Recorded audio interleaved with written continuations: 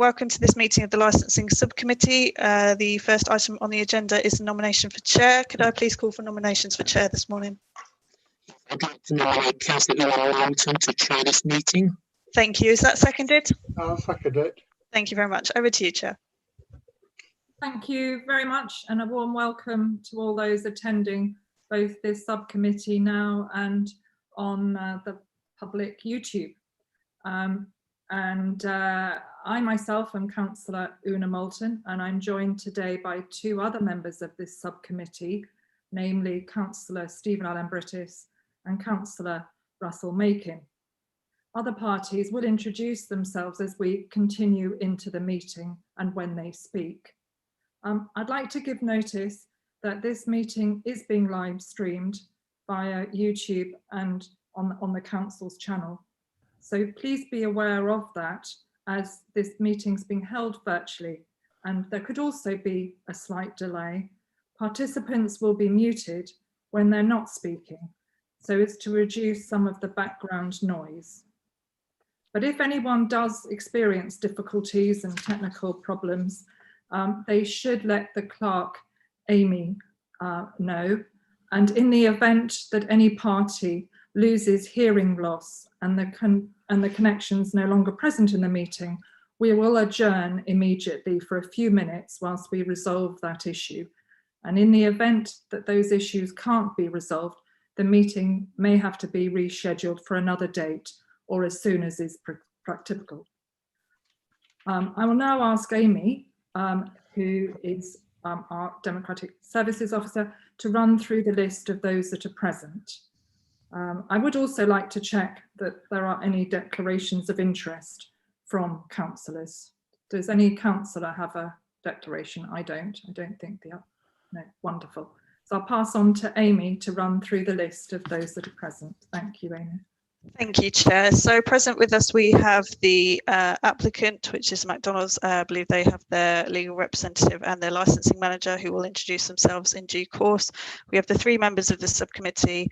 We have our licensing manager, Paul Brown, our legal advisor to the committee, Guy Bishop, and we also have two representatives from the Metropolitan Police present. There are also two Democratic Services officers and one of the interested parties who is observing, Helen Clark-Bell, who will not be speaking but is observing, and also the legal officer from McDonald's, who's also observing. Thank you.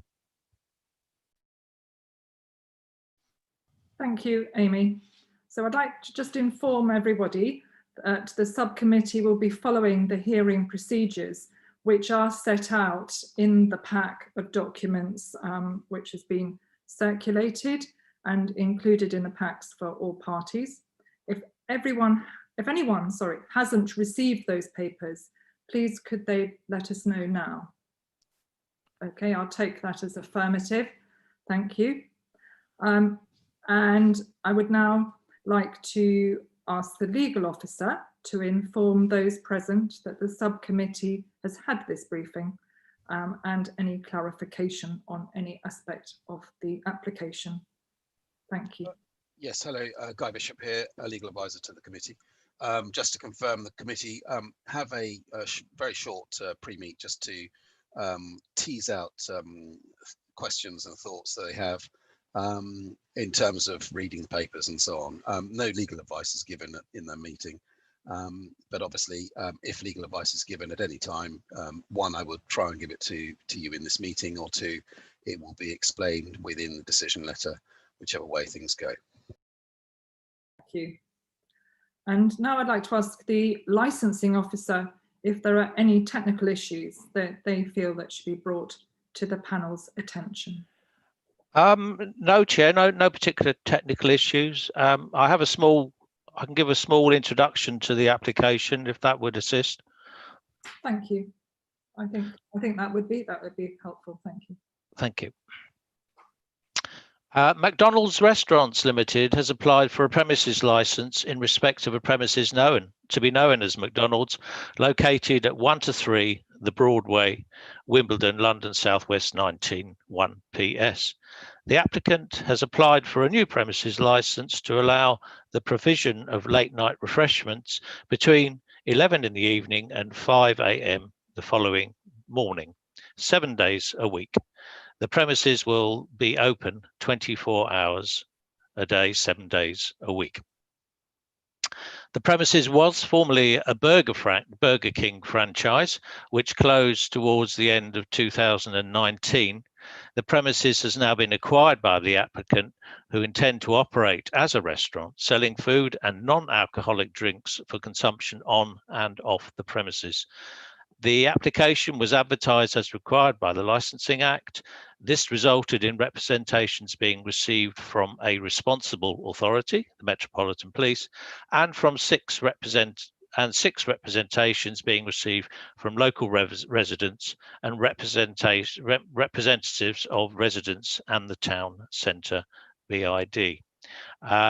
The police have raised concerns that granting the licence application for the provision of late night refreshments until 5 AM will result in an increase in crime and disorder and public nuisance.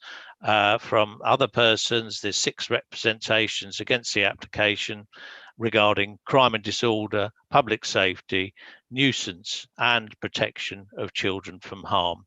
In terms of public nuisance and safety, from patrons causing late night noise, disturbance and litter, and from a build-up of patrons at and around the premises, from motorcycle couriers stationed outside the premises. In terms of crime and disorder, from general antisocial behaviour. Copies of these representations have been forwarded to the applicant and have been made available to this committee. This premises, as I'm sure you're aware, councillors, is within the Wimbledon Cumulative Impact Zone. I have nothing further to add, but I'm happy to answer any questions. Thank you. Thank you. Mr. Bishop. I nearly didn't unmute. Apologies. Just a clarification, Paul.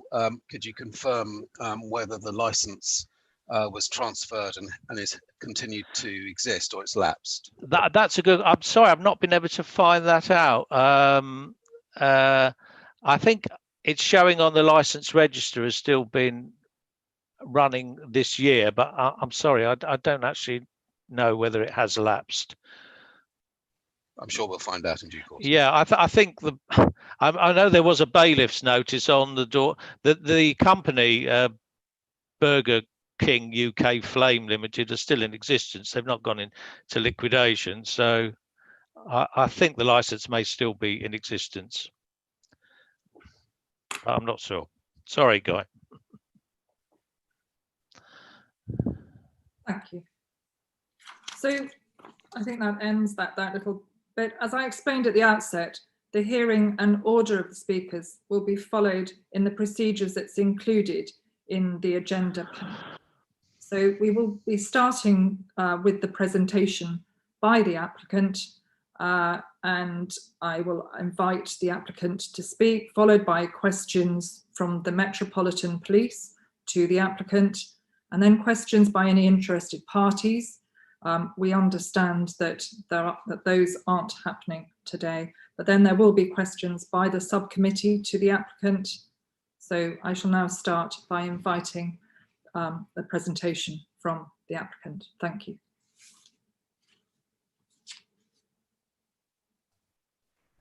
Thank you very much, Chair. First of all, I'll just introduce myself. My name's Freddie Humphreys and I'm a barrister asked to speak on behalf of the applicant today. You'll notice on your screens you also have Mark Gallant. He is the Fire, Safety and Licensing Manager at the applicant, and he's here to assist should you have any specific questions for him.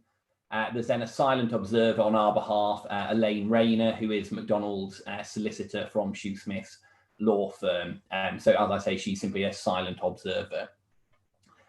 Councillors, perhaps if I start by just setting out for you the approach I'll take in terms of my presentation to you today, just so you can understand where I'm going overall. So first of all, I'll explain the nature of the application that's before you. I'll then go on to outline how we will operate at the premises, and then I'll respond to a number of specific concerns that have been raised in the representations from those parties who've made representations. However, just to flag, my general intent is that my outline of how we will operate will address the concerns that have been raised in those representations. And like I say, I'll just respond at the end to a number of specific representations, which I think require particular scrutiny, but that's not to say that we've not considered them. Like I say, our approach here is to detail how we will operate, and that will address those representations. When it comes to questions, I know we have the opportunity to ask questions to those who've made representations. My general approach with this hearings of this nature is that what you're assisted by is facts. There's clearly differing of opinions, and so I don't propose to probe any of those, but I will just simply ask a few questions of clarification of fact, which I hope is acceptable to the committee. And then when we come to the opportunity to sum up, I'll just also highlight a number of particular policy points which I say need to be considered when determining this application. I'll start then by explaining the nature of the application that's before you today. The application is made in this instance on behalf of the company themselves, McDonald's Limited, rather than a franchisee. And just on that point, I note in one of the representations from a member of public, they raised an issue that they'd attempted to contact a franchisee who hadn't engaged with them. Well, that's potentially explained by that fact that this isn't a franchisee application, it is an application by the company. So I hope that explains that representation for you, councillors. And as it's a application by the company, that's why I have Mark Gallant with me, who, like I say, is the fire safety and licensing officer for the company.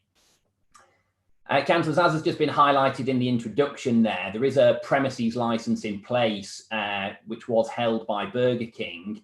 Our understanding is that that hasn't lapsed, and that is an extant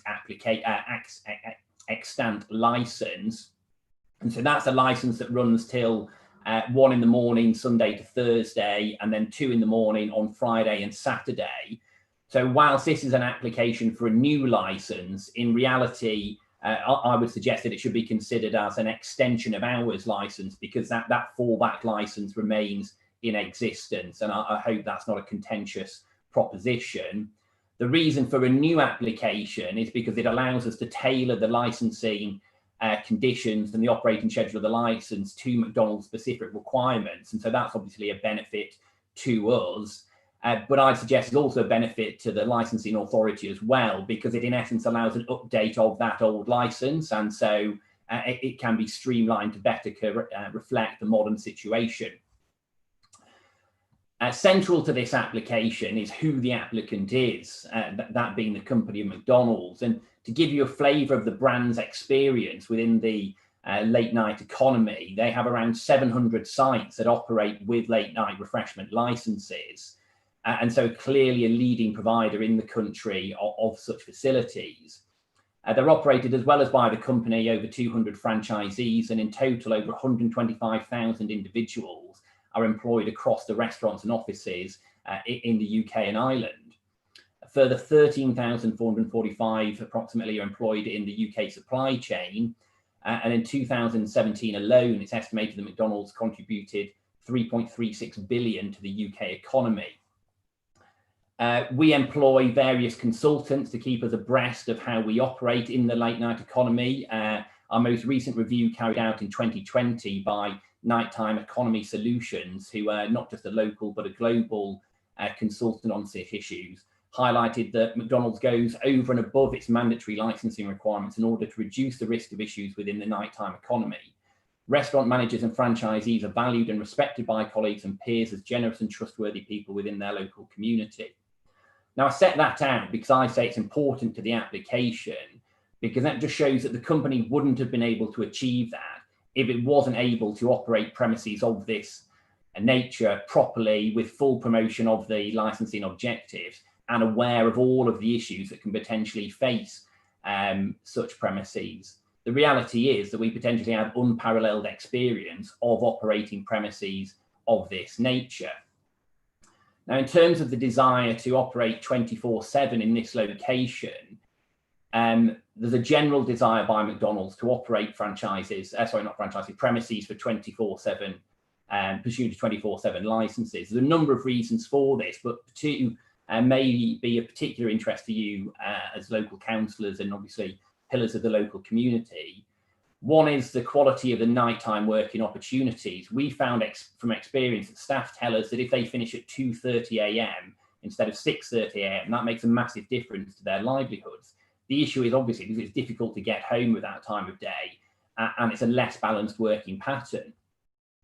They can't get public transport home at that time of day as easily as they could if they work all through the night, and there's less available choices and it's more onerous on them. So for our staff's benefit, we find it does assist if we can operate to 6 a.m. Well, the license would be to 5 a.m., but the shift pattern would be to 6 a.m. because it aids in their working pattern and it's more conducive to a healthy lifestyle and satisfactory working balance for them. May also note you with the council's and indeed all local authorities' environmental objectives that all new restaurants and indeed refurb restaurants like this are built with efficiency in mind. And actually by opening 24 hours a day, we can actually reduce our environmental impact because we don't have to turn machines on and off, prep them and warm them up, etc., which is one of the biggest environmental loads we experience.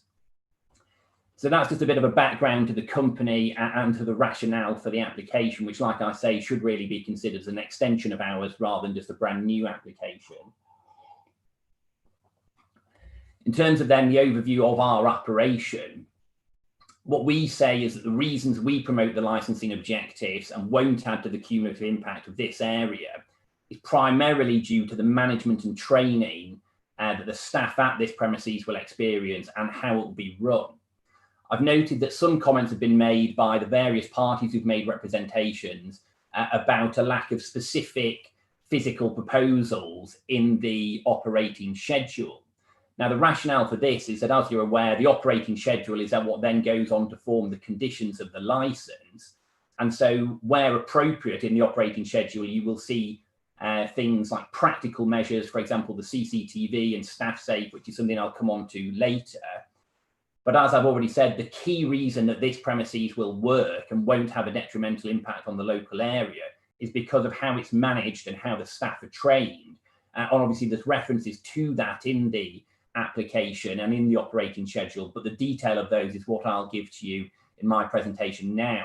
And I think that's really important to bear in mind because any premises can operate and have specific restrictions and requirements put on it. But if the staff aren't working properly, if the managers aren't working properly and haven't been trained properly, they don't really matter. Here, McDonald's has the absolute highest standards in terms of its people, and that's why this premises will work successfully. So just to give you a bit more detail on that, if the license is allowed, we'll employ somewhere between 80 and 100 people. And during late night hours, when the license is in place, we'll have 6 to 10 members of staff on duty, depending on the days of the week, and obviously subject to operational reactions as we move forward and open up. There'll always be a manager in store during those hours, and indeed, there's always a manager in store whilst the store is open. I can't give you a specific date at which it's proposed the premises would actually open, which is obviously perhaps unsurprising given the pandemic and the situation we're all living through at the moment.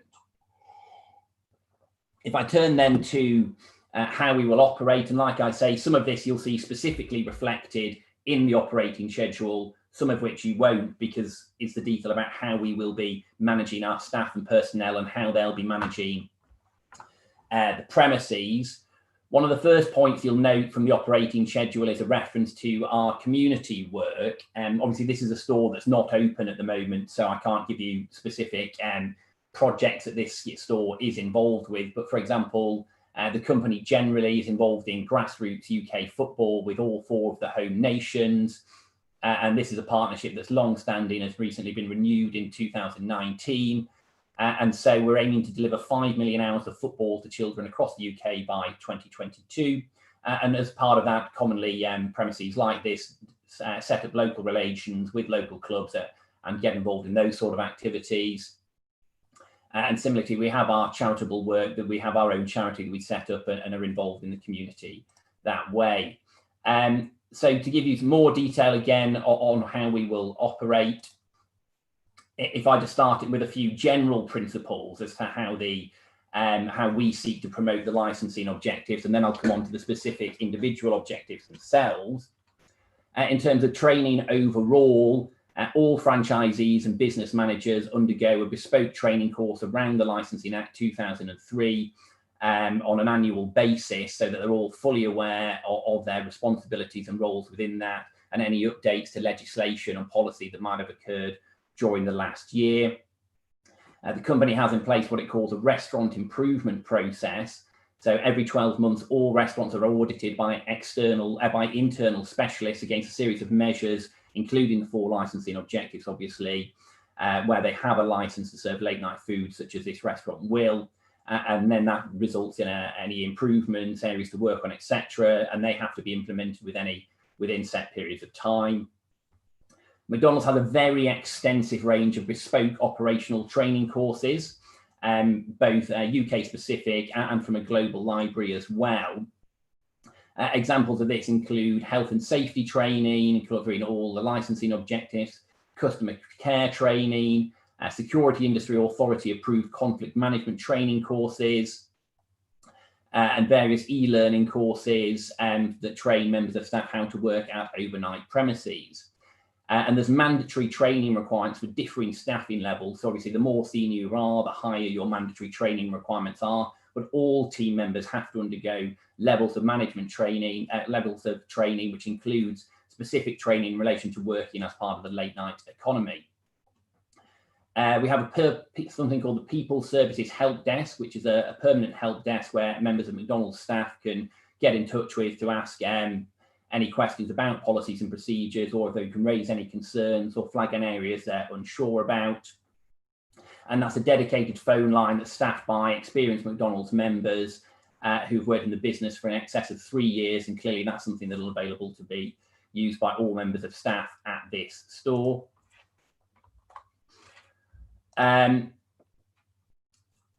Technology, we're constantly using reviews to update our technological requirements in stores. So for example, CCTV, the systems that are used are constantly updated, and where improvements can be found, these are put in place. CCTV, I'll come back to in more detail when we get to the specific crime and disorder objective. We have, as a brand, in place national partnership working policies. So Barnet Council are a national primary partner in terms of environmental health, and it's the Greater Manchester Fire Service are our national partner in terms of delivering fire safety. So what that means is they review our policies and procedures and ensure that they're up to date on a wide scale. And then obviously going forward, once we have a store up and running, we update with the local community to see if there's any specific concerns that need to be addressed from them.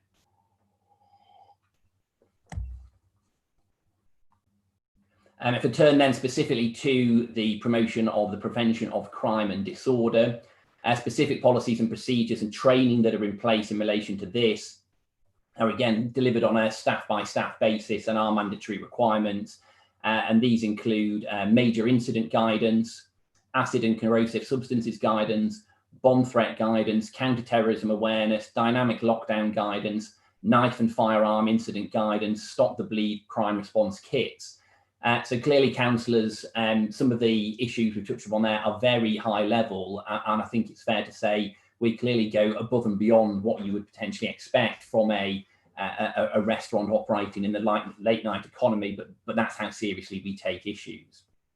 Now, in terms of CCTV at this store, the entirety of the publicly accessible areas of the store will be covered by CCTV. That CCTV is at a level which has been certified that it can be used in court proceedings. That's the quality of images that are recorded by that system. It's alarmed so that if there's ever any failings, there's an active alarm that goes off to notify staff to make them aware that it's not working properly, so that repairs and any issues like that can be addressed. All shift managers are trained in relation to the CCTV system so they can access it. So there will always be somebody on site who can access material off the CCTV systems. And so, well, in simple terms, the highest level of CCTV provision that we can achieve. At this store, it's not proposed at this stage to have permanent security staff in place. The reason for this is because we like to be both proactive and reactive. So we want to constantly update our management procedures to respond to how the store is working. So the vast majority of McDonald's stores nationally, which have security staff in place, is but on a voluntary basis by the store themselves, rather than something that is required by condition, because that gives us the flexibility to react to changing circumstances, operational experience of how the store works. So where it is required, that'll be done on a risk assessment basis and will be put in by the store. So if we think that is necessary, we will put those in place, and we'll put them in place at the hours we require them and at the level that we require them. In terms of crime and disorder, all our London-based stores undergo welfare and vulnerability engagement training, which helps our staff deal with any vulnerable people and make sure that they're not exposed unduly to any crime-related issues. Turn then to public safety. Again, all that training I've already outlined goes as well to public safety, I think, as it really does to the crime and disorder objective. Similarly, as do our partnerships working, which I've already alluded to. On top of that, we then obviously have specific training that deals with health and safety related issues. So topics that cover is, for example, customer expectations, crew member roles and responsibilities for safety, proper usage of equipment, cleanliness, preventing slips, trips and falls, personal hygiene, working at height, preventing burns, fire safety, working outside, litter patrols, which is something, again, I'll come on to in more detail later, accidents and hazards, dealing with sharks, personal security, venue security, robbery, violence, evacuation. All these procedures are something that staff are given dedicated training on. You'll have seen, councillors, if you've been to a McDonald's store in the last few years, an increase in personal order points. Those are the touch machines that you see where you order from yourself. And now what we found that those achieve is reduced queuing. So that speeds up the system whereby members of the public are served. And we think this is particularly important in venues like this, where the police have clearly raised a concern about queuing. That acts to actually reduce levels of queuing because it speeds up the order system. And so it is particularly useful in premises like this. Further, in terms of public safety, all of our team are trained with disability awareness. So vulnerable groups of that nature are provided with freely accessible public toilets at night, which is something that is not particularly common. And so actually allowing premises like this to operate, we would say, is actually a benefit to those groups. Clearly, in terms of public safety, we are an alcohol-free premises. We just simply do not serve any alcohol, and clearly that's not part of any of our license application today. And the store will be open and it's well lit, and unlike people staying on the street, it offers a safe space, we say, at night. So again, for that reason, is a benefit to patrons of the late night economy who want somewhere safe and warm to wait for, say, for example, for a taxi on their way home. We are a safe space for those individuals, and so are a benefit to the local community. And again, that's further supported by, for example, our CCTV system, which provides supervision of that.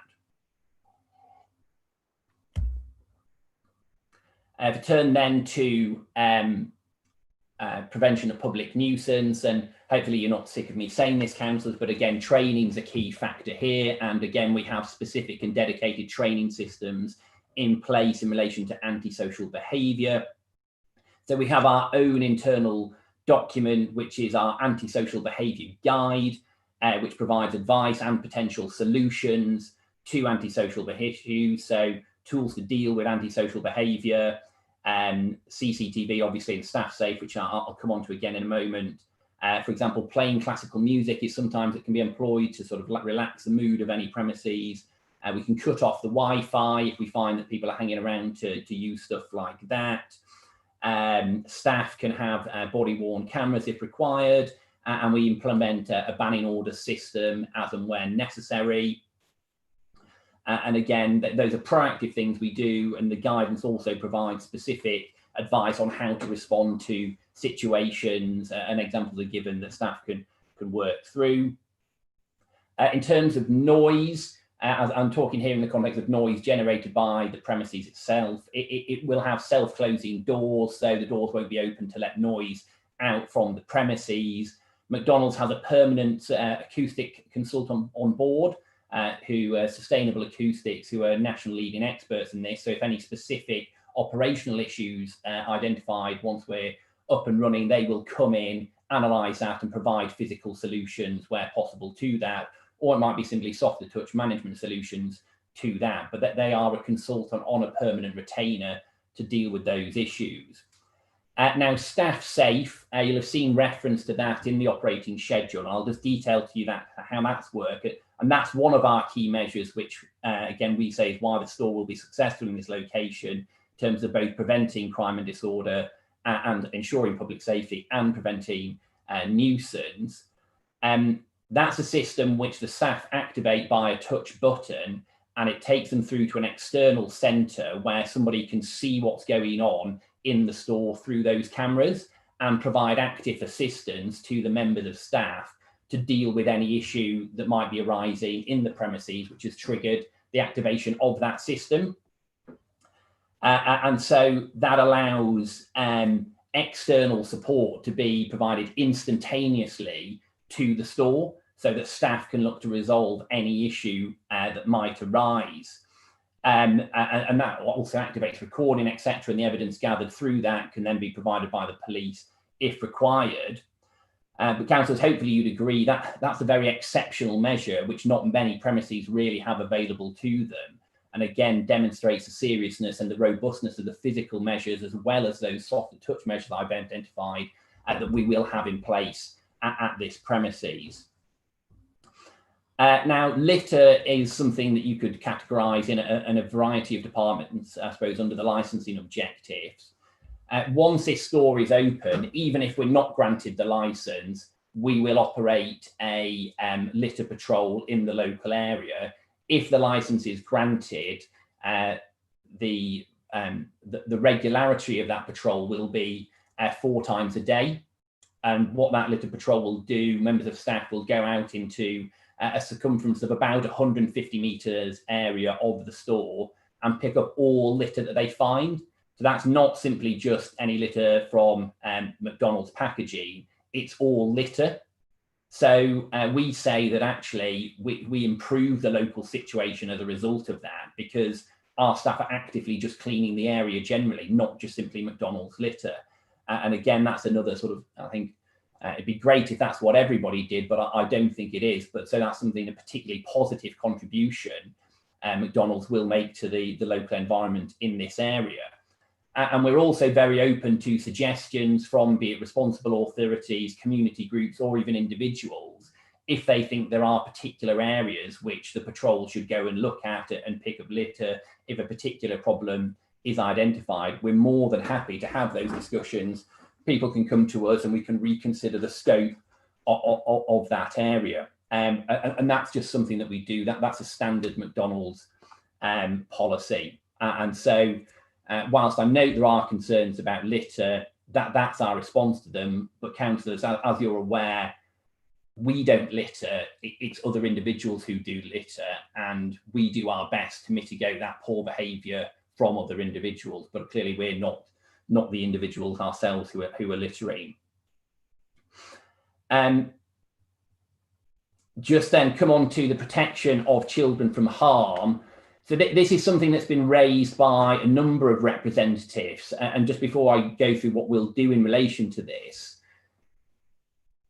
whilst the protection of the children from harm is particularly important, what we're applying for here is a late night licence, and those sort of concerns that have been raised in the objections relate to operating during the day, in essence, when school children are coming to and from school or may even be at school. That sort of behaviour is really beyond the scope of the licence application, because I think it's fair to say that we don't anticipate school children coming to McDonald's at 3 in the morning. That's just, not really a particularly likely situation that's happened.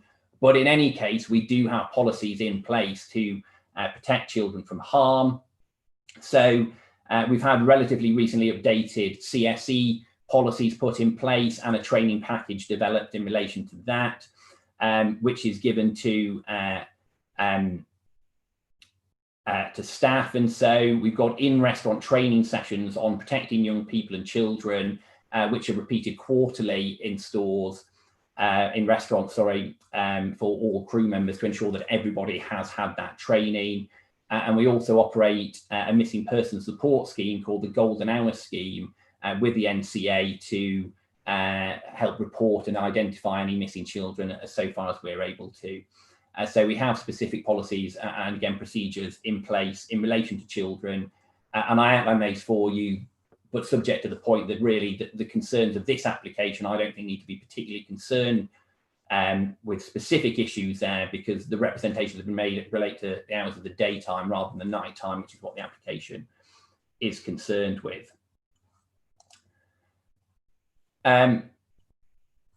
If I go on then to consider some of the specific policy submissions that have been made in the representations, and these are primarily concerned with prevention of crime and disorder and the prevention of public nuisance. Now, in relation to those, contrary to what's said against us, we actually say we can help the situation locally. Councillors, obviously one of the key issues here is the application is in the cumulative impact assessment area. Having reviewed the evidence base of that, and obviously that policy, which we did as part of the consideration of the application, it's clear that that policy, that the evidence base for that identifies the existing number of premises in Wimbledon town centre, both which have alcohol sale licences and those which don't have alcohol licensing, are only hot food and drink licences. So currently there are 7 premises in Wimbledon town centre, according to that evidence base, which have the sale of hot food and drink only on their licence. Of these, 4 have a terminal hour of between 0100 and 0200 hours. 1 has a terminal hour of between 0200 and 0300, and 1 has a terminal hour of 0300 to 0400 hours. And so clearly those sort of premises are already existing within the town centre. So what we say is, contrary to the police's position that we will act as a sort of a magnet for people to hang around, we actually say that we diversify the offer of late night refreshment in the area, such that there's actually a reduction in the congregation of individuals, because there would now be more choice. So they don't have to just go to those 1 or 2 restaurants that are open beyond 2 o'clock. So the numbers of people congregating in any one restaurant or late night refreshment establishment, however you want to call them, would be less. And so actually we have a positive impact upon the area in that basis. Our opening also would result in, yes, people would come to us, but if the term, but that's again a good thing, because it means rather than having everybody, for example, just milling about in the street, you again have a dilution of people, because some are in a space where they can be actively managed. And so it reduces burdens on the police, because our store can manage those people who are in our premises. We can keep an eye on them.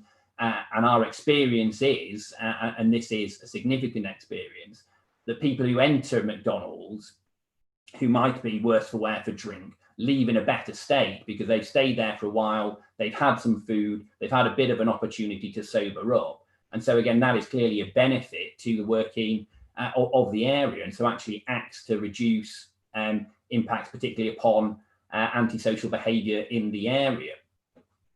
And we don't think will be a cause for crime and disorder, because we've got the requisite policies in place to deal with that.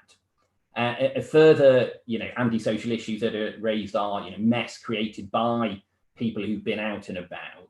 We're another source of a public toilet, for example, that I've illustrated. So that has to benefit in that regard. And we assist really in the staggering closing of the late night economy. It breaks things up. It allows a more relaxed distribution of people and doesn't bottleneck everyone onto the streets all at the same time, and so actually aids in the distribution and the dispersal of people. Sorry, something's just popped up, councillors, on my chat. Is that, I'm not sure whether it's something I'm supposed to see or not. Sorry, Councillor Moulton, it's a message from you. Is that something you require me to respond to? Sorry, it was just a message I directed to Helen. She's one of the representatives saying that she'd been unwell. So that's why anyway, it was meant to be just back to her actually. So apologies. No, sorry, my apologies. I just wanted to make sure there's nothing you required me to respond to at this stage. Sorry for that. Yes. Councillors, so I've really reached the conclusion of my submissions at this stage. And like I say, I'll come back to some policy points at the end. But just on those, as one specific policy point I'd like to make at this stage. Obviously, we're in the cumulative impact area and we take that very seriously. But really, this should be treated as an application, like I say, that is an extension of ours rather than a new introduction of something to the area. I note the comments that have been made by various parties in relation to previous issues at another McDonald's store, but they're concerned with school children during the daytime. And like I say, we have management procedures in place in relation to them, but say they're not particularly relevant to the grant of this licence or otherwise. Councillors, there's a few sweeping points that I'll deal with in my summary, but at this stage, hopefully that provides you a robust overview of how we will operate and how we will say we will be acceptable. And really, it is that proper management of the premises which is key. Our view really on our is sort of the opposite of the police. We see will be a benefit because we aid in staggered dispersal. We can manage the patrons who are in our premises, and so we reduce the load on the public purse, as it were, the public resource, because we're helping manage the area properly at these times of night. I'm here to answer questions, and as is Mark Gallant, and we're happy to assist whatever way we can. Thank you for your time, Chair. So thank you for that introduction and presentation. I think we'd now like to open to questions, and firstly from the Metropolitan Police to the applicant. Do we have one there? I think it's... Good morning. Yeah. Good Hello. morning, committee. I'm Mr. Waller. I'm a barrister and I'm representing the Metropolitan Police. I did have a couple of clarificatory questions, and perhaps I'll direct them to you, Mr. Humphreys, and you might need to bring in your clients if necessary. You mentioned earlier that there are other venues within the cumulative impact zone that are licensed to sell hot food as late as two venues you mentioned. One was 0300 and the other was 0400, I think you mentioned. We're not so interested in the other venues, but could you help me with the names of the operators for the operations that you say end 0300 and 0400? My instructions are that there's a bar called CMYK that does have a license for the sale of late night refreshment, a terminating hour of 0300 Monday to Saturday. So that might be that particular venue. You could confirm that. But I'm not aware of a venue that has late night refreshment until 0400. So perhaps you could just enlighten me on that. Well, I've taken my evidence from, if you read the council's policy on the cumulative impact areas, that cross-refers you to the evidence base for those documents, which you then find on the council's website. So that's where I've got my facts and figures from. So it might be that actually the best person to answer the question is Mr. Brown as the licensing manager. But just if it assists, on page 58 it is of the evidence base for the cumulative impact policy, which obviously adopted November last year, that sets out the statistics for premises which only have hot food and drink, and talks about 7 premises, one with a terminal hour up to 100, one with a terminal, 4 with a terminal hour up to 200, 1 up to 0300 and 1 up to 0400. if that information in terms of extant licenses is no longer correct, I'm happy to be corrected on that. But if that's the source of that information, it's from the council's evidence base for the cumulative assessment area. I don't know if any members of the committee, or sorry, any members of the licensing authority have more up-to-date information than that. Mr. Brown, would you like to respond to that point, please? I'm sorry, I'm not sure which premises this is, the one till terminal hour until 4. I can have a quick look on the licensing register to see what it is, but sorry, I don't have the information to hand on that.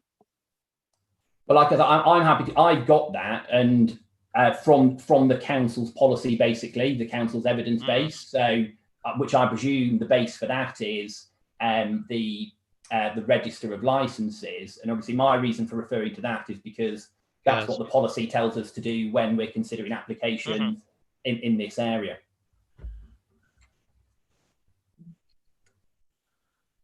And I suppose just if it's a case that one of those premises is, you know, no longer open or doesn't open to that time, it doesn't really change our point, because the position is still the same.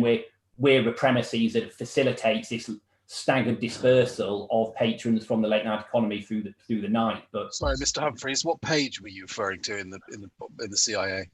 So sorry, so it's the evidence base for the CIA. Oh, okay, right.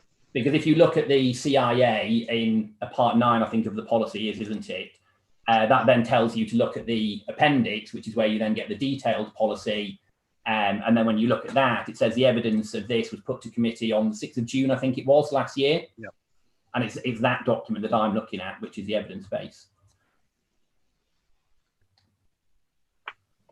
Sorry, that's not particularly easy for everybody to follow, but that is the sort of trail the policy takes you on, as it were.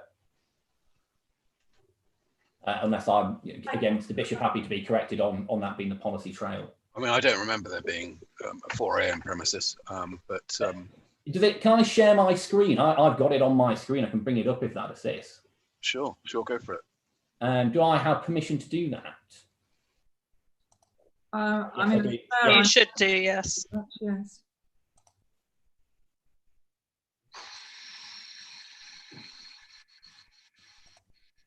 So that should now be showing. Yeah, it is. And so you see there maximum terminal hour for the sale of alcohol in premises within the Wimbledon Town Centre CIZ, and then maximum terminal hour for the sale of hot food and drink only. And there's the information.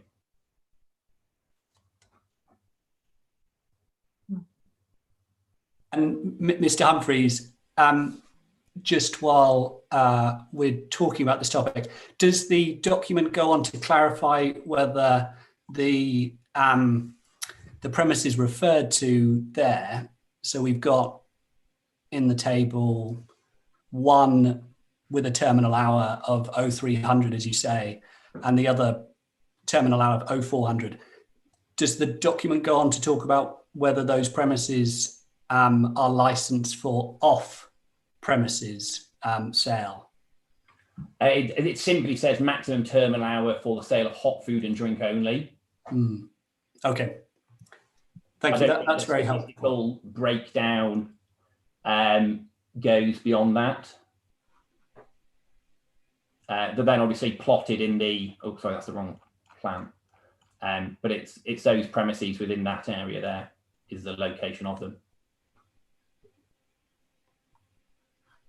I think if I could put the point this way, you're not suggesting, Mr. Humphreys, and McDonald's isn't suggesting that there's a similar operation to that which you're proposing with off-site takeaway licensed late at night. You're not suggesting there's something similar to you, I don't think. No, what my point is on behalf of McDonald's is this is already a feature of the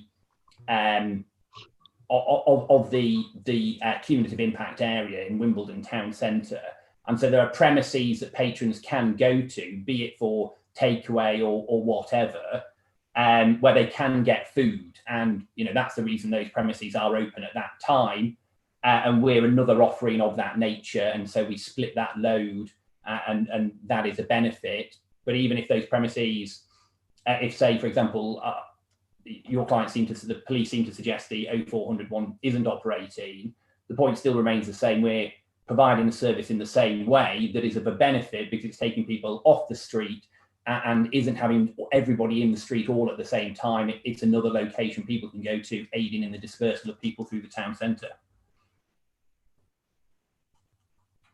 I see. Sorry, I've gone slightly beyond your question there, Mr. Waller. Sorry, apologies. Thank you, Mr. Humphreys. That's very helpful. I will pick up on this when I give my representations on behalf of the police in due course. Councillor, do you need to see anything else from this policy document, or are you happy for me to stop sharing my screen? I think we are happy for you to share, because what's not clear is what premises is actually operating at that time. And whilst they have been given an application, whilst they've been given a license, as that table shows, we don't actually know who is actually operating it and whether indeed they are operating until 4 o'clock. Although I think the police ought to in there, because I'm looking at page 25 of the bundle, and they do talk about approximately 7 licensed venues with late terminal hours that range between 2300 hours and 0200 hours with relation to the cumulative impact zone. So clearly what you're pointing to slightly disputes that, but the question, I suppose, is whether someone actually is operating. Just because they have a license doesn't necessarily mean that they are actually operating it. And there is some uncertainty, isn't there, about whether it's actually off or on, which is, I think, pertinent to what you're saying. But I hope that will get picked up perhaps a little bit later. Yes, I'm sure it will. If it assists, and I'm sure Mr. Waller will clarify this on behalf of the police. The way I read the police representation was not referring to Wimbledon town centre as a whole. That number of 7 premises I taken as being a more sort of immediate proximity to our premises rather than across the town centre as a whole, which are 2 sort of different geographical areas. But I'm sure that'll be clarified for us. But in any event, it is something. What the actual number of premises are operating is clearly relevant, but it's also relevant in the sense as the basis upon which the policy was formulated, because that's obviously relevant to how we then apply it. But also, I'm getting slightly ahead of myself there. But yes, I have access to that. So if anybody else needs to see it, please let me know, and I'll share my screen again. Thank you. Thank you. Do you have any other questions? I don't. Thank you, Madam. Okay. Wonderful. Now we can now turn to questions from the subcommittee. So just wondering whether any of my fellow councillors wish to ask a question of the applicant. Councillor Allen-Brittis, you might want to unmute. Thank you. Thank you. Mr. Humphreys talked about 700 outlets run by McDonald's throughout the UK. Welcome the investment, the number of employees. These are not licensing issues, but still want to place that on record, the employment and the investment and the taxation that McDonald's pays. But of the 700 stores, how many are 24 hours, franchise and non-franchise, and how many are in this, roughly in this area? I'm terribly sorry, Councillor. I'm having slight difficulties hearing you. I don't know if anybody else is having the same issue. It's just a bit crackly, so I couldn't really hear exactly what was being said. Apologies. Yeah, is that better? That was actually slightly worse. Apologies. Look, judging by some other people's heads, I gather other people are potentially having the same issue, and it's not just me. If you don't mind my stepping in, I think he's trying to ask in particular, sort of praising for your work that you've done for employment, although that's not necessarily relevant to the licensing. But I think he's trying to ask how many other premises you're operating in not direct area Wimbledon, but in the Wimbledon area with 24 licenses. Is that what? Yes, that's what he's asking for. Thank you for the assistance. Well, perhaps if I could just ask Mr. Gallant to step in. He's probably better placed than I am to provide a response to the local situation. Yeah, hi. In Wimbledon itself or surrounding Wimbledon? Surrounding Wimbledon. I think we have probably surrounding Wimbledon. You're probably looking at about 4 or 5 within probably a 5-10 mile radius, 5 mile radius that are already operating. Out of interest, just to expand on that slightly, are many of those actual walk-in premises or drive-through? I'm aware of a drive-through one that's 24 hours, but I wasn't. Yeah, they're predominantly they're drive-through. Yeah. Obviously, in today's environment, the high street is a quieter part of our business, but with the evolution, thankfully of technology, online applications for food through Deliveroo, Uber Eats, that sort of thing has extended those locations now.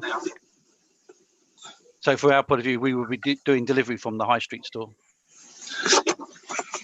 So in your experience, the ones that you're talking about, the 4 or 5 that are, no, sorry, the ones that are within the 4 or 5 mile radius, are any of those in a high street and not drive-through? No, drive-throughs predominantly are not necessarily in high street stores. They're on main roads, as you would have, but not necessarily in the heart of a high street.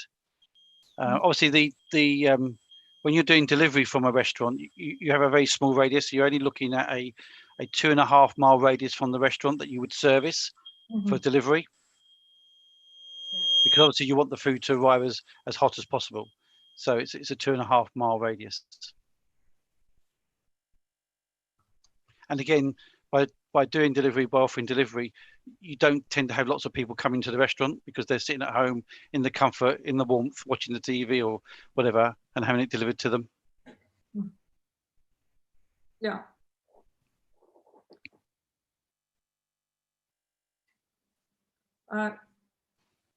Russell, Councillor Macon.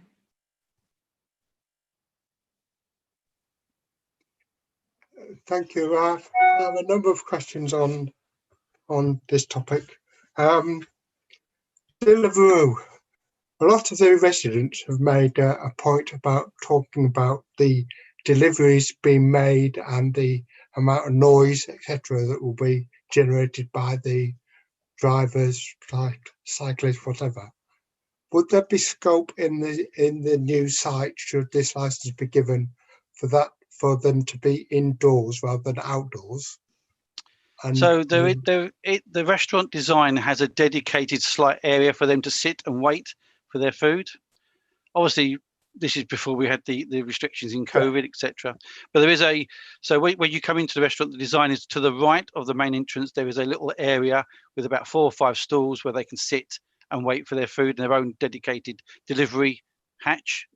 And then obviously the rest of the customers go to the left and they have their own delivery area, or they can just sit down and have the food brought to their table. I know under the COVID restrictions at the moment that can't happen, but that's the idea, is it, afterwards? Right. Yeah, so most of our builds now that we build with delivery in mind, because it is a bigger part of our operation now, especially in the evenings, is we try and have a dedicated area to keep them away separate. So they're not outside on their bikes, they're inside, but we control the noise. Right. Perhaps, Councillor, if I can just assist you then. Mark, Mr. Gallant, could you just help the councillor further with this? Yep. These delivery drivers who come and go, presumably McDonald's has a commercial level agreement with, for example, Uber Eats or Deliveroo, don't they? Yeah. So at the moment we're with you can raise those and they can then respond to them. Yeah. So we got a contract with Uber Eats and Uber Eats and Just Eats at the moment, and we, like we do with our franchisees, have quite a strong control over that. So we have an open dialogue with them. So if we do have any issues with drivers, the restaurant has a facility at their end to notify Uber Eats or Just Eats through a button that they're having issues and who the driver was. So that can be followed up on. So if they are being noisy, obnoxious, unruly, whatever, we have a way of getting them banned from being used. Right. Right. I've got a number of questions about public toilets, free for everybody's use. I know that the McDonald's franchise in Mitcham, which was stopped a while ago, was one of the reasons for that was that the toilets were for public use, but there was antisocial behaviour going on in them, etc., which is what tends to happen, unfortunately, in toilets. Yes. Obviously, there would have to be a restriction to be able to monitor that or stop it in some way. So obviously, I mean, it is an issue. It can be an issue if it's allowed to be an issue. Obviously, it depends on your staffing levels, whether you're maintaining those toilets to a high standard and having them visited and checked on a regular basis, which is part of our management training to do what we call travel paths. Every 30 minutes, the manager will walk around the whole building and check to make sure everything is going according to plan. There is the option, if it becomes an issue, that we can have the toilets locked with a keypad, and then on all the receipts that you get, at the bottom of the keypad will be the number for the day to open those toilets, so they can be changed on a regular basis. That makes the toilets free for use of customers. Of the downstairs area, yeah. If it was becoming an issue and it was being brought to our attention that it was being abused, right. We wouldn't. It's not used. I mean, again, out of the 1,400 restaurants, it's probably used in about 10 restaurants maximum. That's how frequent. We tend to rely on the fact that we check them and we clean them on a regular basis. I mean, one of our reputations is having the cleanest loos in town, hopefully. So there's always someone around looking and being there. They're not in an area where no one goes. Right. The impression I got from listening to Mr. Humphreys before was that the public toilet would be actually public, therefore people could walk in off the street and use them. No, that is not the case. To be honest with you, they will. I mean, if you're caught short and you're a member of the public, McDonald's has toilets. Yeah. So you will use them. We can't, stop people at the door and say, no, are you using us today or are you just using the toilet? It doesn't become like that. We're not in that way. If someone needs to use a toilet, we'd rather they weed in our toilet than on the street or weed themselves. It's as simple as that. But to your point, if it became an issue that was brought to our attention in terms of drug abuse, antisocial behaviour, whatever, we would deal with it in the way that we just described. I think, Councillor, this is quite a good, I'm grateful for this question, it's quite a good illustration of the point I was trying to make earlier about how we reactively manage situations. So the starting point would be, as Mark has outlined, that the toilets would de facto operate as public toilets. But if there was then concerns brought to our attention or we ourselves identified a problem, we have the measures in place to deal with that. For example, the keypad type system. So it's quite a good illustration of that reactive and proactive management type point that we alluded to earlier. Thank you. Thank you for that. Can I ask a question about CCTV as well? How long is the tape kept for, and who would get access to it in the event of needing it? Yeah, so nowadays it's all disk drive. It's all on a hard drive on the CCTV. It's got an average of about 28 days capacity. Depends on obviously its usage and how much it's recording. And the access to that would be all the managers on shift are able to record or download onto a disk or onto a can't think of the word I'm using for now, but a USB stick, that's the word, USB stick, if they need to. Right. And how would members, for example, of the council get access to this if necessary? If the council wanted to get access, obviously you'd have to apply for access through the normal channels under GDPR. And then our legal team would then, or whoever it was, if it was a franchise or ourselves, their legal team would look at that. And if it was a genuine request, it would be organised for you. Normally what happens is if we get a request in, normally we record that information straight away, so it's kept, so it's controlled, and then once the authority is given to release it, it would be released. If the authority is not, then it would be scrubbed off. And presumably the police access would be slightly different to that anyway. Police have automatic access to it under GDPR anyway, so that's right. And we obviously we would always help with the police inquiries no matter what.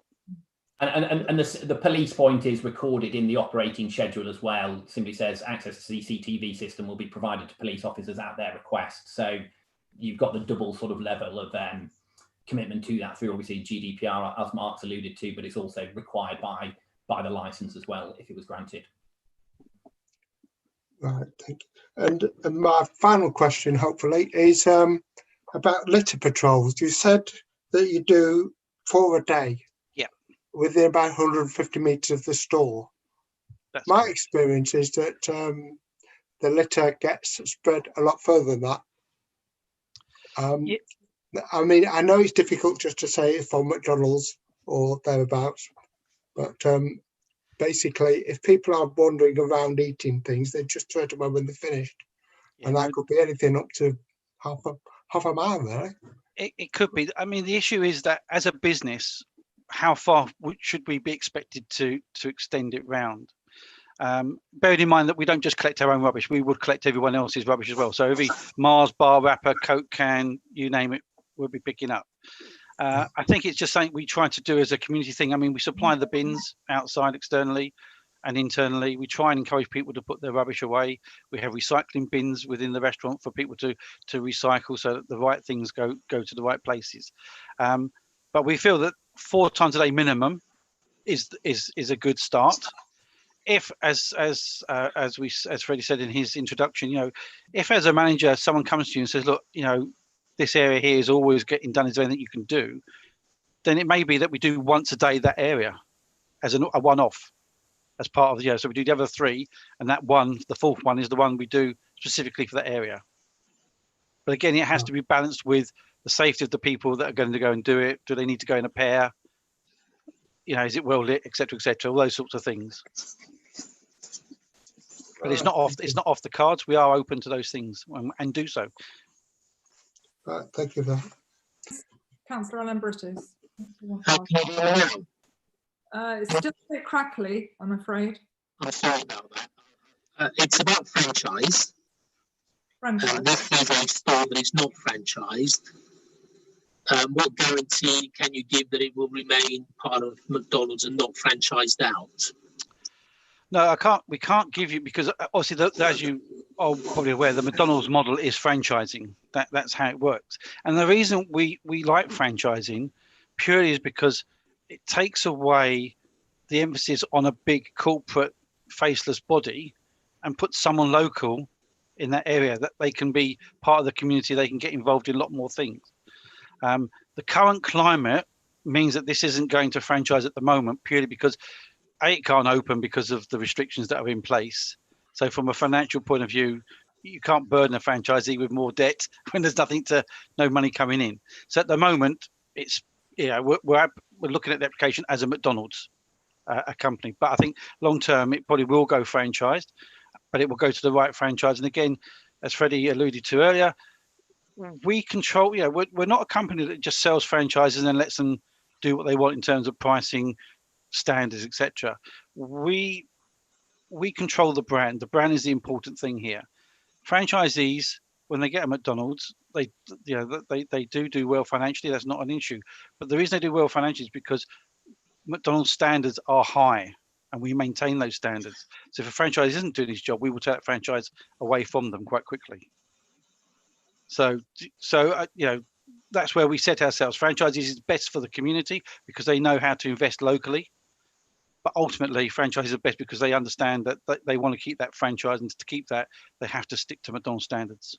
And Mark, when you just talk about those standards, all those policies and training procedures, etc., that I've outlined, that they would obviously be available to any franchise. Oh yeah. Everything we do is purely for the franchisee to make him successful. Last thing we want is a franchisee to fail. Right. Thank you. Thank you. Any further questions? I don't myself. I think my questions are pretty much being covered in what you've all been outlining, and thank you for those. Mr. Waller. I should just add, if after having questioned anybody else, any further questions occur to anyone, please feel free to come back to us. We're happy just to assist going forward through the hearing generally. We will. I think we'll now move to the presentation from the Metropolitan Police, and I assume that's coming from Mr. Waller. Thank you. Thank you, Chair. The Metropolitan Police doesn't oppose the principle of granting a premises licence to the applicant. What our objection is based upon is the 24-hour operation, and we would withdraw the objection if the applicant was content with operating hours in line with the previous Burger King operation, just to be clear. The objection that we have is based upon the licensing objectives of crime and disorder and public nuisance. I'm going to highlight a few matters by way of background and in relation to this proposal before I articulate those objections. In relation to background, 5 points. The first is that this is a application in the cumulative impact zone, as we've heard. It's important to emphasise, as the committee will well know, that the CIZ was reviewed and endorsed as recently as November 2020. And so the evidence base underlying the concern generally in respect of new operations within that zone, that evidence base has been very recently tested and found to be robust. Secondly, there is no similar 24-hour takeaway restaurant operating in the Wimbledon town centre, not now, nor at least in the knowledge of my instructing officer, Miss O'Brien, within the last 10 years that she's been working in this area. And so I say that is that makes this a novel and an untested proposition. My Miss O'Brien has told me that there is a 24-hour McDonald's operation in Wandsworth. So there is this venue in Wandsworth. That's the closest venue that's comparable that the Metropolitan Police is aware of. But what's different about that particular operation is that there are not other licensed operations nearby it, like public houses and bars. Rather, that particular operation is quite far removed and it's accessed predominantly by car. In relation to Mr. Humphrey's points earlier, based upon the council's evidence base for the cumulative impact zone, as Mr. Humphreys clearly rightly highlights, that document shows that there is a venue unidentified with a terminal hour of 0300 and another venue with a terminal hour of 0400. That's what the document says. It's unclear which venues these are, and in particular, whether they're licensed for off-sale late night refreshment or whether it's just on sale. But I think, irrespective of those matters of detail, I don't think Mr. Humphreys or McDonald's disputes the proposition that this proposal they're putting forward for a fast food restaurant, that they would be unique within Wimbledon town centre. Presumably that's the whole point of this. There was a similar operation from Burger King there previously. We've heard that, but that had a terminal hour of 0200 hours.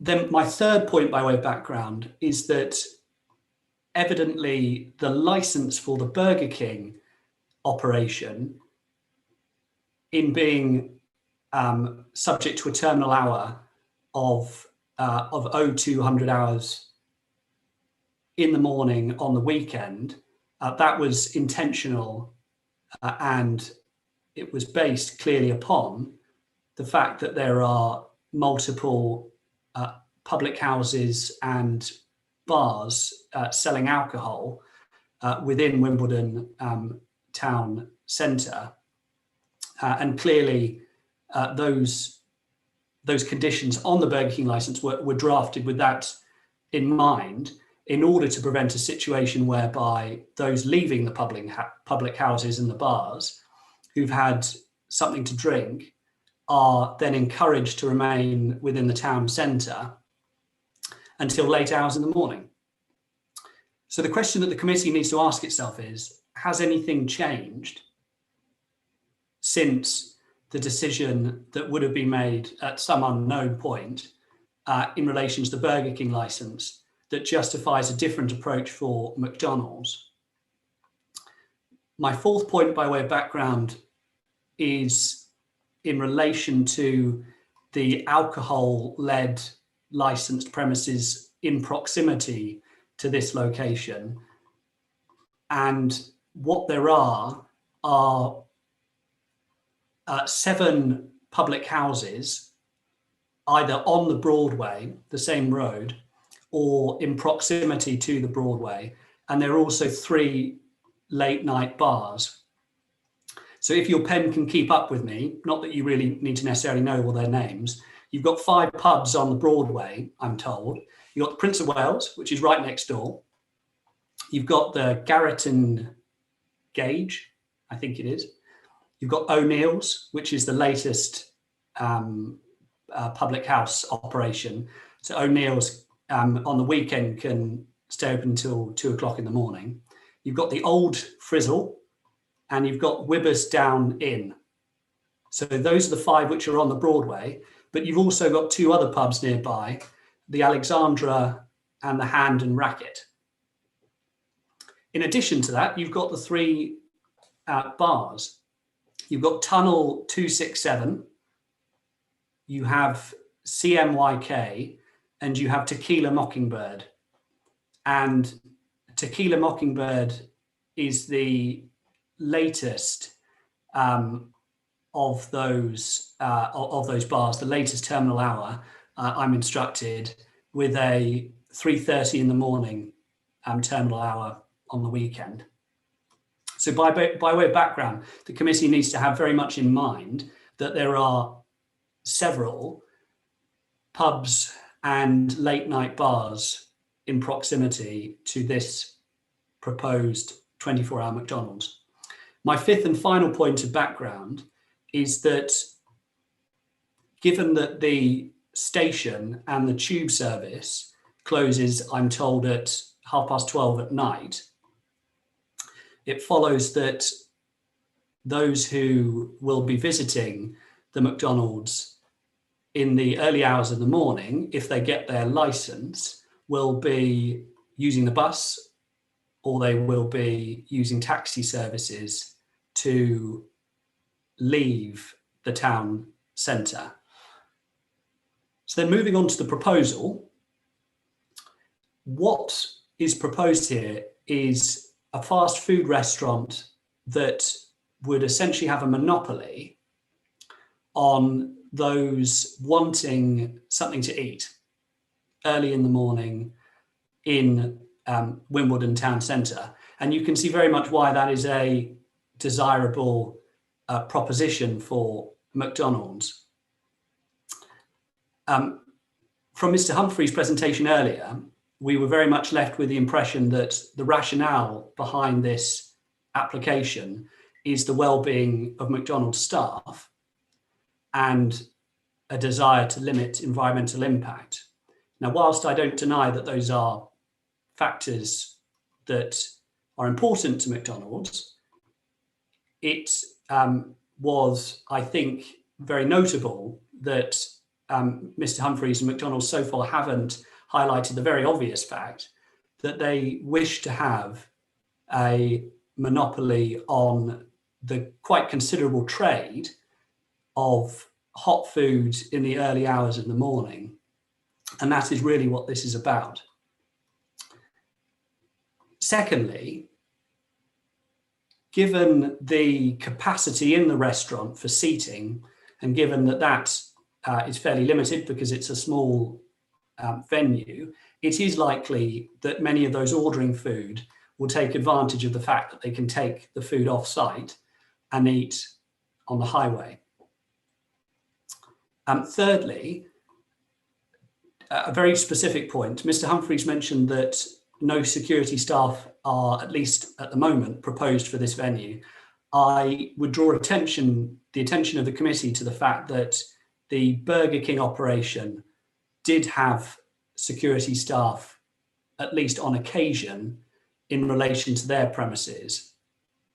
Although I checked their license and it wasn't actually a condition on their license, but nevertheless, in practice, Burger King did see the need for security staff. So those are my comments on the proposal. Now I come to impact upon crime and disorder. And just to be clear, there's no objection from the police based upon the general competence of McDonald's. So what my learned friend says about McDonald's being a competent operator and having responsible staff and robust policies and procedures, all of that is accepted. Clearly, McDonald's run other successful and responsible 24-hour operations in other locations. Perhaps that Wandsworth operation is an example. The concern that the police have is with the proposition of a 24-hour proposal in this particular location.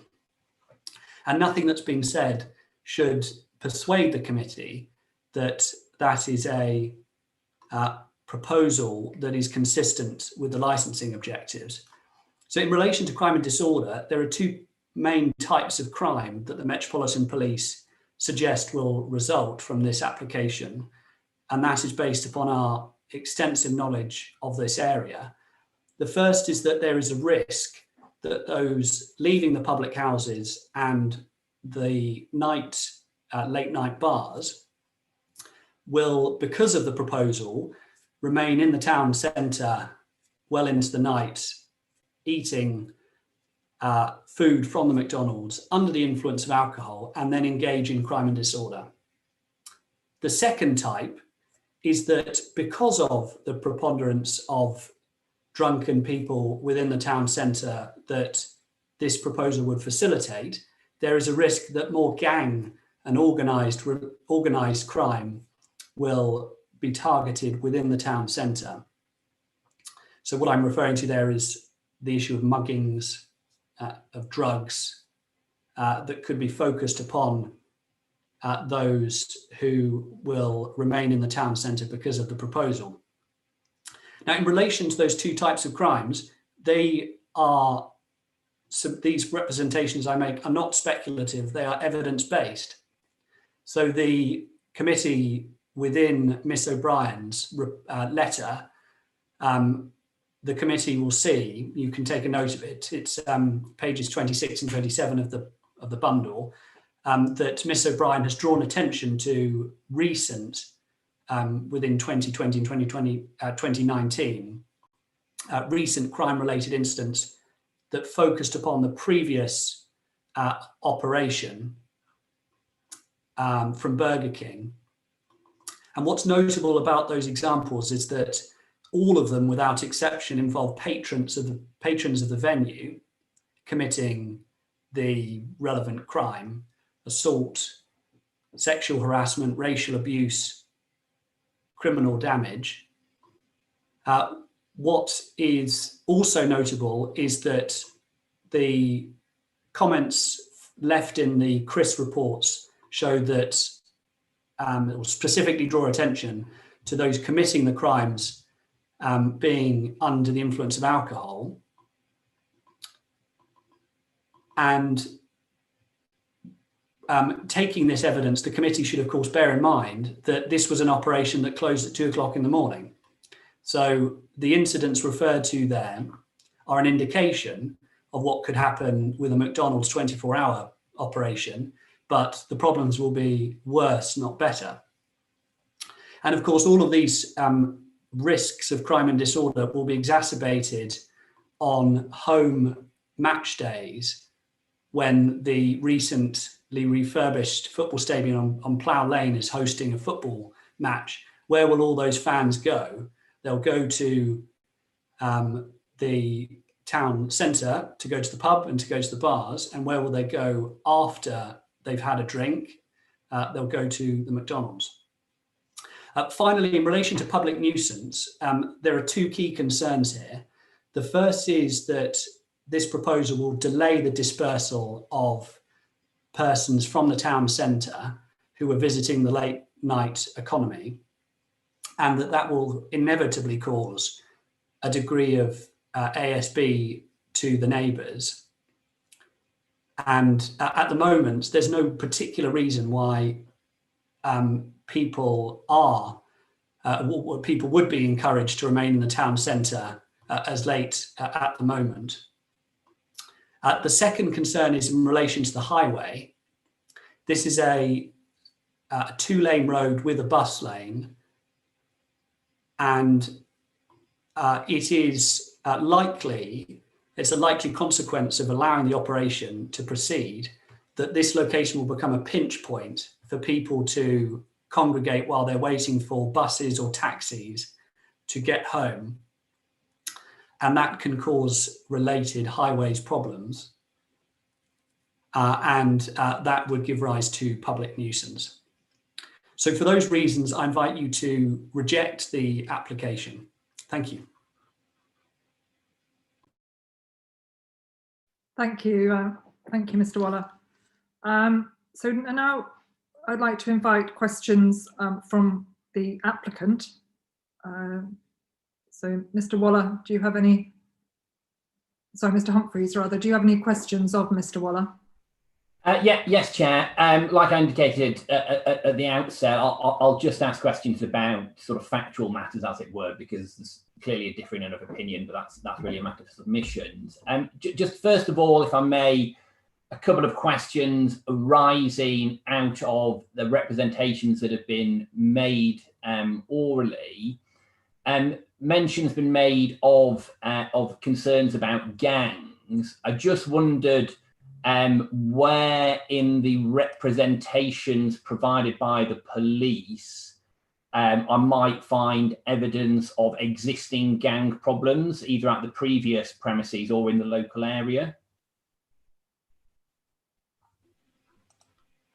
In relation, is there any such evidence? In relation to evidence, there's one point only that I can draw your attention to, and that is, I'll just find the reference for you. It's within Miss O'Brien's letter, where she refers to a bag of cocaine found within the Burger King. So we're at page 27. So if you look at page 27, you see that on the 1st November 2019, there was a bag of white powder found to be cocaine at the venue. And in the police's submission, a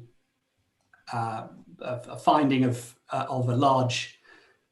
finding of a bag of cocaine is an indication of more serious gang-related activity, and it can't really be explained by more sort of low-level criminal activity.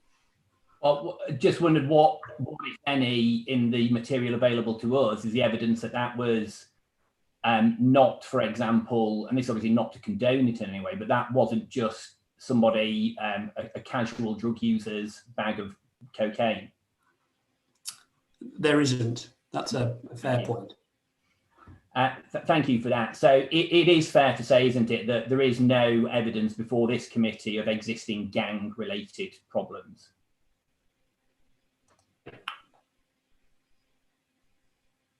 That is a point for the committee to turn on. So you've got this particular instance, and the committee is entitled to apply a measure of common sense and to decide what they think this indicates. I'm also having my attention drawn by Miss O'Brien privately to the fact that she did at least raise the concern about gangs within her letter. I appreciate that that's not evidence, but the concern is raised clearly in the letter. Yeah, sorry, I'm not disputing. I was just simply asking about the evidence that was the basis for that concern. And similarly, my reading of both the council's policy and the evidence base behind it, nowhere in there is a concern raised about gang problems in Wimbledon Town Centre. Would you agree with that? I'm not aware of any particular aspect of the policy that draws attention to gang problems. Yeah. Thank you. Just then, in relation to the incidents that the police wish to draw attention to, of that list of incidents in that letter, it's so I'm talking about the crime at the venue section. It's right, isn't it, that only 2 of those occurred during hours where the premises would require a license to operate? You're probably right, Mr. Humphreys. I need to check that carefully, but I've got no reason to deny that. Thank you. The conclusion reached by the police in their letter is many of these crimes are late at night, but just factually, I think it's important to note, isn't it, that actually only 2 of the crimes are during licensable hours. So it's not really a fair assessment, is to say many of these crimes are late at night. I think the point that the committee hopefully will have gathered is that the particular incidents, many of them are ones where the individual in question is noted to be under the influence of alcohol. So if you look at the entry racial aggravated harassment, you see there that the suspects are noted as being drunk. You see, so that's 1. You see, I can only spot 2 in fairness. So there's that one there. And then the final entry, assault on police, intoxicated female. So hopefully the committee will have appreciated that the particular concern in relation to this proposition, which, as I say, is a novel one, because there isn't a 24-hour fast food restaurant in the town centre at the moment, is that in the early hours of the morning, where you are going to have more people who are drunk, that this sort of alcohol-fueled crime and disorder may increase. Yes, and in terms of late night establishments in the local area, my understanding from your representative, the police's position that is it that 3:30 is the latest that a drinking establishment remains open? That's right. Those are my instructions, and that is a bar called Tequila Mockingbird. Is 3:30. And if those individuals, as things stand at the moment, whilst they're waiting for public transport home or, for example, a taxi, their only option is to wait in the street. Is that the police's position?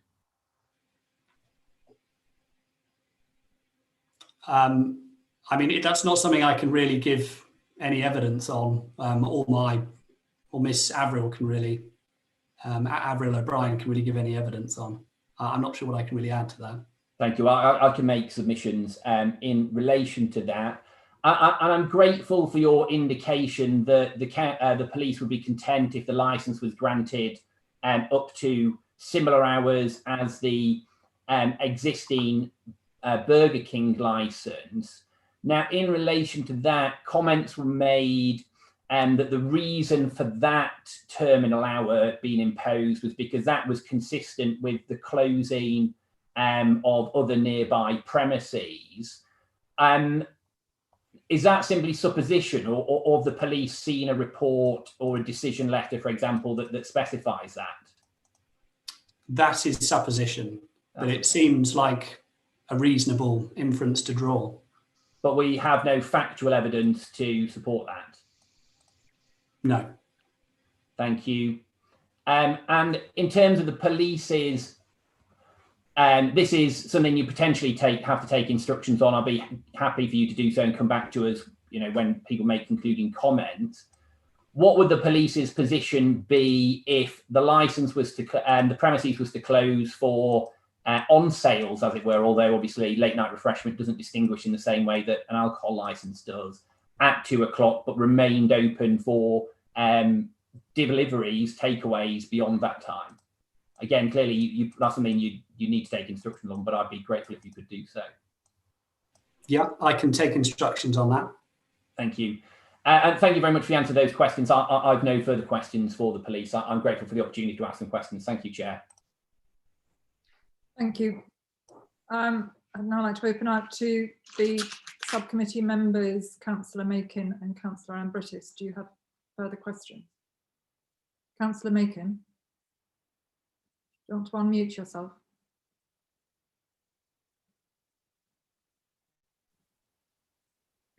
Just going back to the letter from Miss O'Brien, presumably the 2 entries about commercial burglary and criminal damage on page 27. No, the commercial burglary and the racial aggravated harassment should be 2019, not 2020, given that Burger King, I understand from what I heard earlier on, was closed after the beginning of last year. Could the Metropolitan Police just confirm that? Councillor, I'll just take instructions on that. I completely agree with your your reading of the document. It does seem anomalous, and perhaps it's just a typo, but I'll double check that.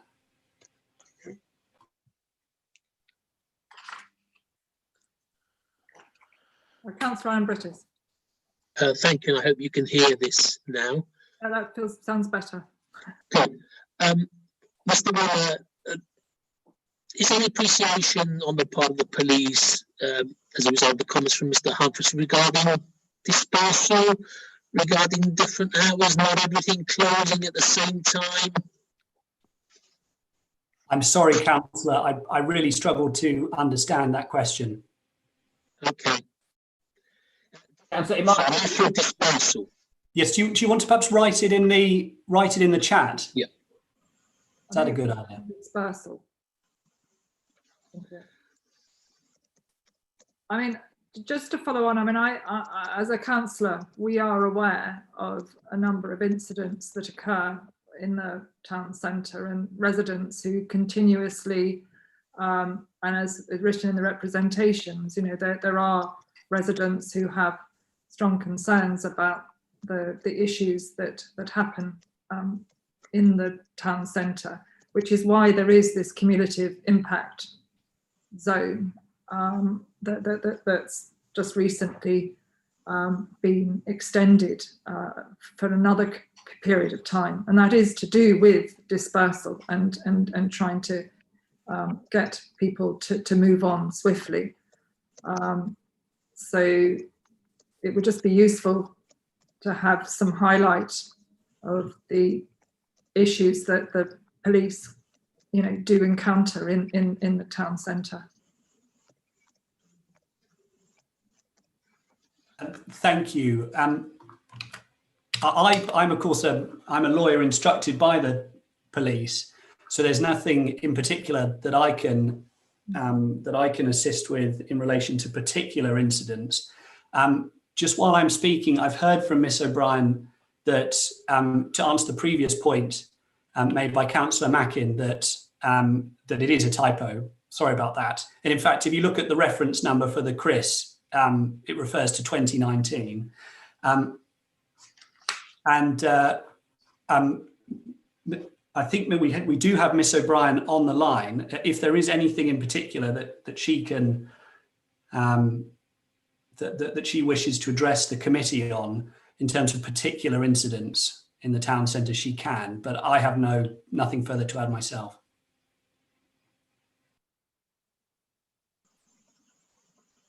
Thank you. So Brian, do you have any to address? Apologies. What was your question, Councillor? It was really around the evidence for problems of dispersing in the town centre? Yes, well, obviously pre-COVID times, there is quite a lot of work needed from emergency response officers to disperse people from the area. Like, you know, we're having to herd them towards taxi ranks and such like. You could probably about 4 in the morning, you might have the whole place dispersed if you're lucky, but it is a big job for the police in dispersing. Thank you. I now got Councillor Ambritis has sent his question, which is similar on dispersal. He's saying the issue of dispersal, is there any agreement with the comments from Mr. Humphreys?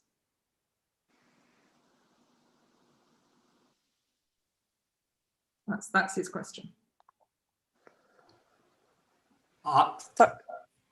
Yes. Sorry, go ahead, Mr. Waller. I'm sorry, I was just going to say that I'm not sure, sorry, what the thrust of that question is. I think the position of the Metropolitan Police is that there will be, as a consequence of a 24-hour McDonald's in this location, there will be at least a risk of groups congregating outside the premises, eating their food, waiting for transportation. And I suspect that the Metropolitan Police see this differently to Mr. Humphreys and McDonald's. Yeah. Thank you. Okay, are there any further questions from councillors? No, thank you. Well, thank you everyone for those 2 presentations. So now I'd really like to ask the licensing we don't have presentations now by interested parties. So I can move to the licensing officer to ask for any comments and clarification there. So Mr. Brown, I think that falls to yourself.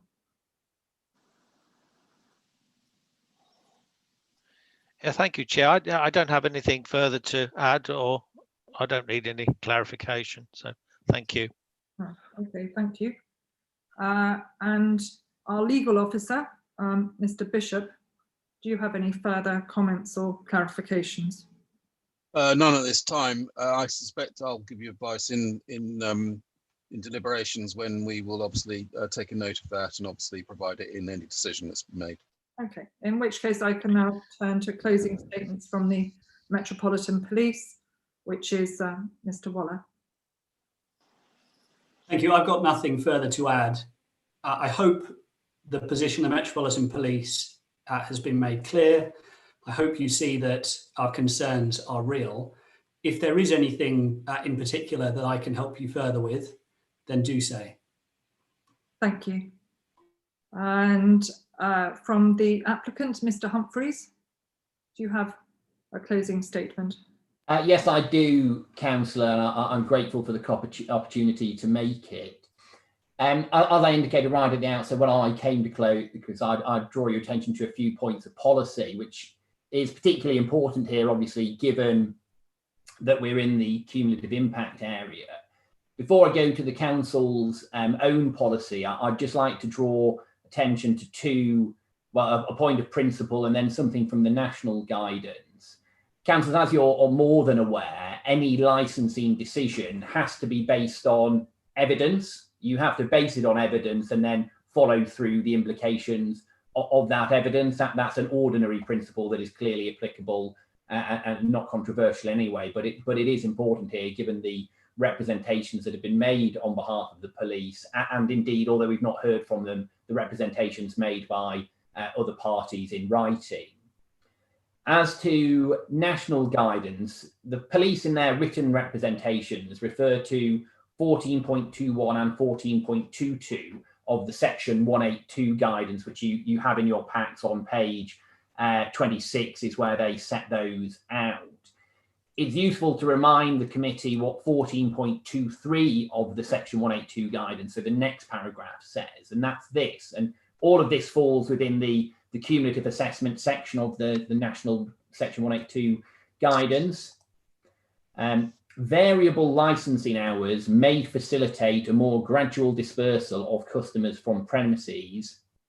However, in some cases, the impact on surrounding areas of the behaviour of the customers of all premises taken together will be greater than the impact of customers of individual premises. These conditions are more likely to arise in town and city centres, but may also arise in other urban and suburbs, for example, on smaller high streets with high concentrations of licensed premises. So just to draw your attention to that may aids my point about dispersal, and that is, not just something I'm putting forward. That's recognised as a general principle in national policy.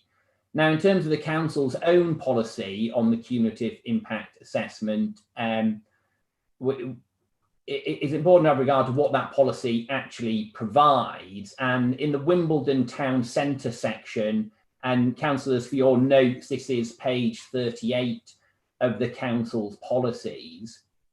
At the end of the cumulative impact section on Wimbledon Town Centre, it says this: applications with comprehensive operating schedules that meet the following criteria may be able to demonstrate there will be no negative cumulative impact on one or more of the licensing objectives, premises that are not alcohol-led and support the people visiting the area during the day and or that support the wider cultural offering in the area. So clearly we are a premises that is not alcohol-led. Indeed, not only are we not alcohol-led, we simply don't serve alcohol. And we say we support people visiting in the area during the day and indeed at other times, because we're just broadening the facilities that are available to people who need some food in the local area. And that is of support to the area at large. And so we are clearly identified in the policy as the type of premises that can be found to be acceptable in the area. Now, if we think about the main concerns that have been raised today and in writing, but deal with, first of all, crime and disorder, the evidence produced by the police relating to the previous premises actually only shows 2 incidents during licensable hours, and indeed during only one of those is a mention of alcohol. And in terms of the other one, which is the finding of drugs, what happened in that situation was somebody from the premises, a member of staff, found that and went to the police station and handed it in. So what's happening there is the premises are actually supporting the police in the exercise of their function. So what we actually have, and indeed the other incident as well mentions staff being involved, although not as successfully, but we'd like to think our staff would be successful in their involvement, that actually having a premises like this open and having appropriately trained staff can actually help the police in their burden of regulating crime and disorder in the area. And so contrary to what the police say, we say that actually that record doesn't demonstrate a problem during the sensitive hours that we're concerned with, given that there's only those 2 incidents during the licensable hours, and actually clearly the scope for premises like this to assist the police in crime and disorder. To that regard, just a point, one of the councillors was asking questions earlier, I believe it's Councillor Makin, about how long CCTV is kept. And the operating schedule doesn't currently provide for a specific period of time. Mr. Gallant outlined how it is 28 days. We'd obviously be more than happy for that to be added as a condition that CCTV images are kept for 28 days. And I'm sure all parties would agree that's probably a sensible suggestion. The licensing hours of other nearby premises are something that particular attention has been drawn to. And for example, a premises that remains open till 3:30 in the morning. And a point the police have also made is that there's a concern that the only way people can get out of the area is by bus and taxi. Well, at the moment, there's nowhere really that those people can stay and wait other than in the street. And so they're sort of left to wonder about the street. And so actually having a premises like McDonald's open, which is properly maintained, which is supervised, takes some of those people out of the street into a more protected area where they can be supervised. So actually, again, we say that is of benefit to the local area because it protects those individuals and also limits the ability of those individuals to be involved in antisocial behaviour whilst they're waiting to make their way home. And I reiterate the point we made earlier, that our experience is that people who visit our premises, stay there for a bit, buy some food, are actually in a better condition when they leave, and therefore potentially less likely to engage in negative behaviour. The point about concern about gangs, I'd suggest there's just simply nothing in that, and that should be disregarded. There's no evidence to support that, nor is that wasn't even part of the evidence base, nor is it found in the council's policy related to the cumulative impact area. So I'd just simply suggest that point can be disregarded. Similarly, the point about Burger King's licence deliberately being till 2 a.m, again, we've got no evidence to support that as a point, and so that should be disregarded. But in any event, it doesn't really matter, nor does the point about us being a monopoly. Even if that is the case, that's not of relevance to the licensing objectives. And like I said at the outset, clearly, I highlighted two particular points as to why McDonald's like to operate 24/7. They're not the only ones, and obviously there's a commercial interest in McDonald's having a 24/7 premises. Nobody's trying to present otherwise, but it does benefit us more broadly as well. The point about it is, can it be successfully done in this location, having regard to the particular issues of this location? We say yes, it can, and not only can it be done successfully, it will actually help the local area because it provides a safe space. It's a non-alcohol-led situation. By allowing it to open late, it facilitates a staggered leaving of premises, because people might go, oh, I don't just want to stay in here till it closes. I could go get some food, so I'll leave a bit earlier. So you don't have the big rush of people just going onto the streets all in one go. We are actually helping the situation. We can manage it successfully. And the point, for example, about what levels of staff do we require, do we need security staff? Notably, that wasn't a condition of the Burger King licence either. They were actually allowed to be reactive. They put staff on as and when required, which is exactly what we would do. Turning then to the point about the concerns that have been raised about delivery drivers, as Mr. Gallant has outlined, we have high-level commercial agreements with these partners to the extent that we can actually identify problematic drivers and ensure that they aren't used again. So that's level of control way above and beyond what other operators can do. And I note from the concerns that exist at the moment, they're a generalised concern about this issue in Wimbledon town centre. We won't contribute to that. We would say we actually help that situation. So to conclude, councillors, first of all, I'm very grateful for your time today from hearing from both myself and Mr. Gallant. I'd suggest that there's three options available to the council today. They could either approve the licence as applied for, which is what we would ask you to do. Alternatively, you could just approve the licence with a terminal hour of 2 o'clock. And there doesn't seem to be, there's no objection to that by the police. So that would be an alternative option to you. Or you could do something that's partway between the two, and that's a terminal hour of 2 or 3 o'clock, whatever you thought was appropriate, but allowing deliveries to continue beyond that hour, because the primary concerns have been related to physical patrons rather than delivery drivers. And as I've just outlined right at the end there, we have sufficient control over those delivery drivers. But our primary submission is that not only should the application should be allowed because we promote the licensing objectives, we say we're entirely consistent with the council's policy, and our premises is actually a desirable one, which will help the town centre and alleviate some of the concerns that the police have raised rather than actually exacerbating them. Thank you very much for your time, councillors. I'm really grateful for it. Thank you for that. Guy, Mr. Bishop, I see your hand is up. Can I ask you to respond? Yes, apologies. It was just the one point that Mr. Humphreys made related to what he described as principle. He was referring to the Thwaites case, effectively, and talking about there being a requirement for evidence. It is fair to say that the Thwaites case also allows for the committee members to have some knowledge of the area themselves, but obviously not to rely on that knowledge too far. but it's fair to mention that. There's no dispute with that for me. That's an entirely fair explanation of what the Thwaites case says. Okay, thank you. Thank you for that. Okay, I think we've now had and received all the evidence and the submissions. So I'd like to thank everybody for their contributions today, and to the subcommittee members as well, and also to those supporting us in the democratic services.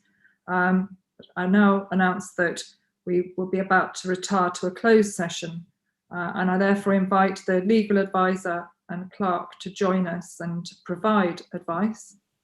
Once I've closed the hearing, our clerk will disconnect you from the meeting room, and I can inform all those present that parties will receive a written copy of the decision notice within 5 working days from today. Is everyone in agreement that we're happy to close this session? So once again, to thank you all and for your attendance, and yeah, you'll hear from us in due course. So thank you.